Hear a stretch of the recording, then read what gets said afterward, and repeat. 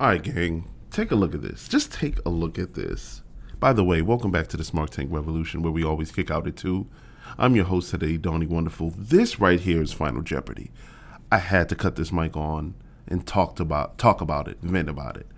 This right here. Let's take a look at this list from the Ringside Roster Wrestling News and Rumors Facebook page. Get rid of 2. You guys see the grid. There's 9 wrestlers on this grid. We have to get rid of 2. That's the hardest part. Is finding 2 to get rid of. Well, okay, not 2. But I mean, because 1 is easy. I'm pretty sure it's pretty unanimous. Or would be unanimous. And I'm a fan of all 9 of these guys, by the way. 1 more than the other 8. But I'm a diehard fan of all 9 of them.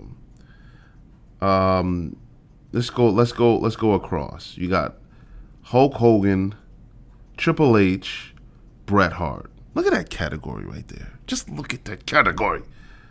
The second row, you got Eddie Guerrero, The Rock, and The Ultimate Warrior. Wow.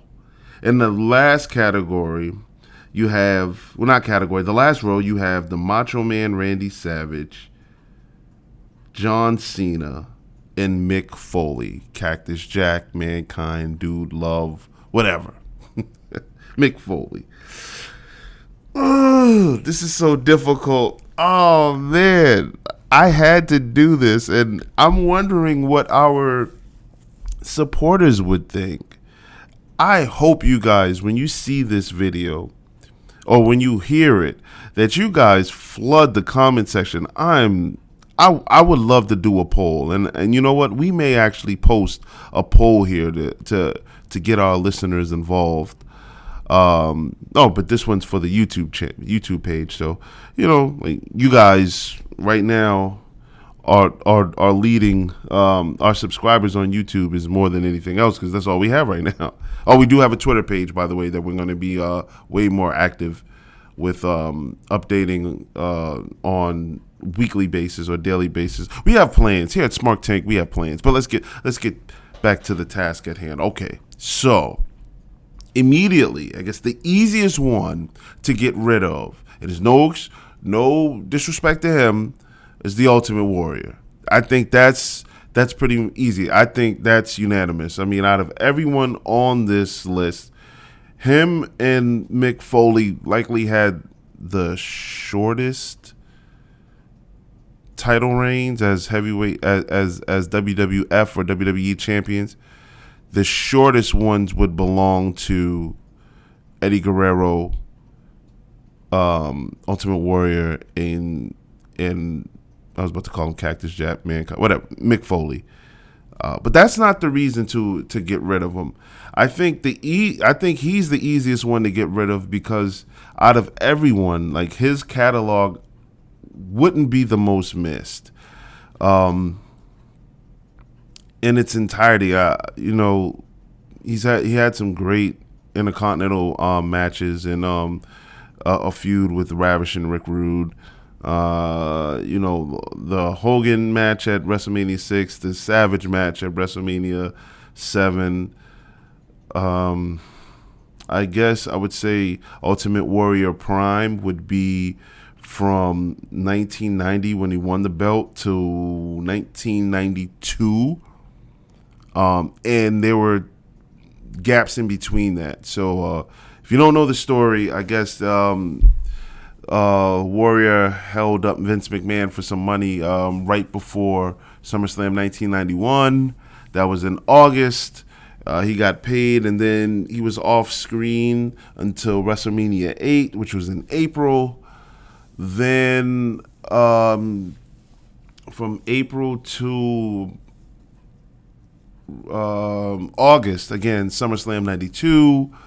That was pretty much, his whole 1992, just about 4 months. And then we didn't see him again until 1996 in WWF. And then WCW in 1998. So I think it's really easy to X off the Ultimate Warrior. No offense, no disrespect. But here's where it becomes difficult. I think what I wanted to do originally was talk about each one of these guys and make an argument for the reasons why we should keep them and the reasons why we can get rid of them. And this is off the cuff. This is literally like we're freestyling it. I'm one take Jake, as most of you all know. That's why if you listen to the videos that we do, especially with me and my colleague Joey Business, shout out to Joey Business, we're just talking, and we pride ourselves here as being a channel that records in this manner and in this method. We want to make it seem or give the feel that you're sitting right across from us and we're enjoying some tonic, a little pop, a little caffeinated beverage. On the TV screen is our favorite wrestling show, and we're just shooting the shit. So let's see. As I try to do this, I don't think I can get through it. I mean, first of all, Hulk Hogan, iconic to wrestling. I mean, wrestling is synonymous with Hulk Hogan. He was the man in the 80s, 90s, even like our parents would know. I'm not sure how old our listeners are, but I'm pretty sure that the elders in our families know who Hulk Hogan is. The reason to get rid of Hogan, as I look at everyone on this list, wrestling wise, he'll likely be towards the bottom. I think the bottom here, wrestling wise, is Ultimate Warrior, but then it's Hulk Hogan right next to him. Ultimate Warrior is number 9, obviously, and then Hogan would be number 8. But the fact that he didn't display a lot of wrestling skills and techniques and fundamentals in the ring, is that a reason to get rid of him? Who knows? I mean, then you go to Triple H. Ugh. The reason to keep Triple H. I mean, come on. The Clique, he's a part of the Clique that changed wrestling. And out of everyone, he's way more instrumental now in preserving the wrestling that we all loved and fell in love with, to give us some type of resemblance of, classic wrestlers wrestling other wrestlers, not superstars, not seeking championship opportunities. We want a title shot. That's that guy. And the reason to get rid of him, I honestly can't think of one out of all the champions on this list. He seemed to be, I guess, the most protected, seeing that he was the boss's son-in-law. So it would come with an asterisk, but is that enough to get rid of his list? To get rid of him? I wouldn't say that. And then we go here. It's no secret, unless you're new to the channel, Bret Hart is my favorite wrestler. I think he's the best wrestler to ever lace up a pair of boots.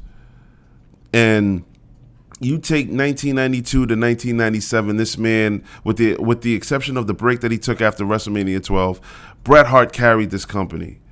Globally, he carried the company as well. A plethora of classic matches. Come on. It goes without saying. Not as iconic as the ultimate as Hulk Hogan, but literally for the trend of that time that was turning, the tides were turning towards him. How can I say? If you get rid of Bret Hart in his catalog, you're missing the essence of wrestling. I think it's too great to get rid of. And I can't think of a reason why you would without sounding crazy and deranged. But I'm going to try to. You would get rid of Bret. No, you can't. I can't do it. Next, Eddie Guerrero. Oh, my goodness gracious. I think out of everyone on this list, him, Eddie Guerrero, and Randy Savage have the best persevering wrestling stories of all time. I absolutely love Eddie Guerrero, and Eddie I saw first in ECW, and then I fell in love with Eddie in WCW. And when they were bought out by the WWF at the time, I thought that here is where Eddie's really going to be rewarded, because he is a workhorse, a absolute workhorse that does everything well. It looks clean. I would love to make a reference actually, and this was on Nitro. I think right after Slamboree, 1995. I want to say 1995 or 90, probably 1995. Watch Eddie Guerrero versus Ric Flair. That is a hidden gem, an absolute hidden gem. Eddie Guerrero's catalog is remarkable, remarkable. A reason to get rid of his, because I guess he was one of the he was more of the smaller guys on this list, and he was never really pushed to a world title until he got to the WWF. But he had great matches. He had phenomenal matches, but I guess, and he was used effectively too, especially in that cruiserweight division in WCW. And then look at him and Chris Jericho and him and Ray and those guys in the early ECW days. But I guess the only reason to get rid of his is because I guess his story or his catalog would be the most slept on out of everyone on here, unfortunately. And that's stretching, because I literally had to pull something out just to come up with a reason to get rid of him. The Rock, come on, man. I'm just gonna skip The Rock. This is a no-brainer. Even you keep The Rock. You keep The Rock. If Stone Cold was on there, it would be the same thing. If Taker was on here, it'd be the same thing. Like, these guys, you just, come on now. Like, the Attitude Era was where they was born. The greatest era in wrestling. How can you get rid of get rid of The Rock in his catalog? You can't do it. It just leaves a void there. It's incomplete. I'm skipping that. I already discussed the Ultimate Warrior at the beginning of the video, and also let off with that's going to be one of the guys we get rid of. So then we go to Savage. Okay, so Savage's catalog, and the picture they have of him is with the Intercontinental belt. Savage was a great champion. His first runs with all of these belts were absolutely phenomenal. Great wrestling. It was in the 80s. You're going to keep Savage anyway because of, let me see. I mean, Hogan wrestled in the territories. Triple H is a local guy here. It came out of the Kowalski clans. Brett wrestled for his dad. Guerrero, the Tex-Mex, I like to call it, the Texas-Mexico connection. The Rock was born into it. Warrior didn't. Warrior was a bodybuilder that came on the wrestling late. Cena and Foley. I'm not sure if Cena. Well, there was no territories by the time Cena got into wrestling, but he was always a big fan of wrestling. Foley, I'll have to go back and double check. But the AWA, I believe, with Randy Savage was that was a classic time for him. From what I hear, now this is my dad telling me this. And then when he came on and had all the managers vetting to be in his corner, I think that was great. The presentation is phenomenal. Macho Man and classic matches at WrestleMania 3, the one you talk about, what would be the reason to get rid of Randy?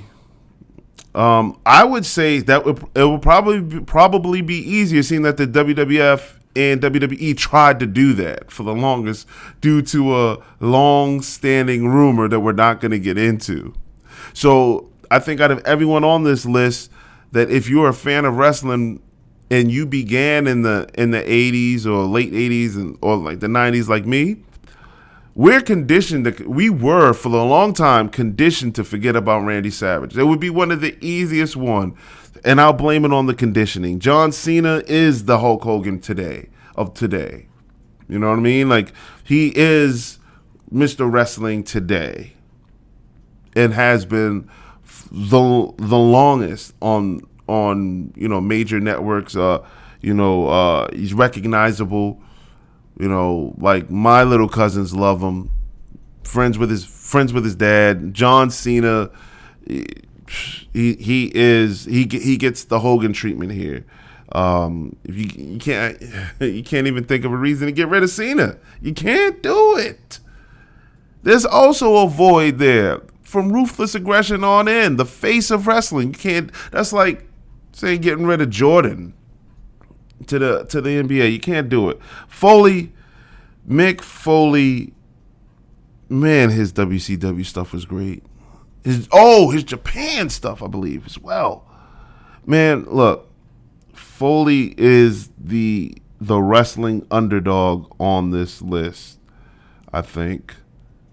Mick Foley can actually wrestle. He just wrestled the style that wasn't too favorable to anybody else on this list. I mean, nobody here is taking the Mick Foley bumps.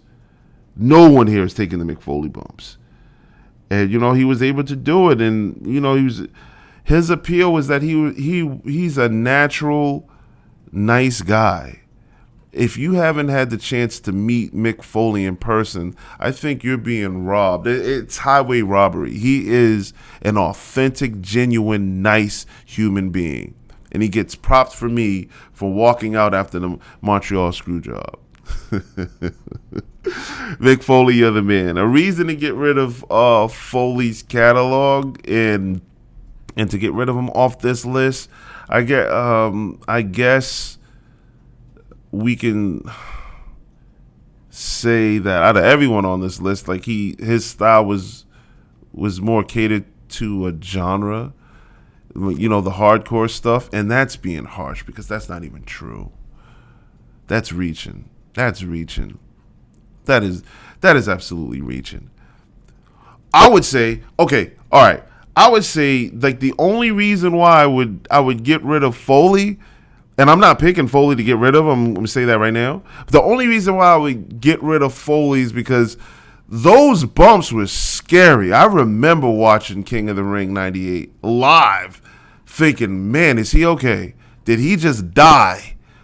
The first crazy bump that I saw Mankind take was that Boiler Room Brawl when he took the apron off the apron into the hard exposed floor. He just bounced back. I said, ooh, this is back when we used to play wrestling in the backyard and in the park. That's something I wouldn't do. Not like that.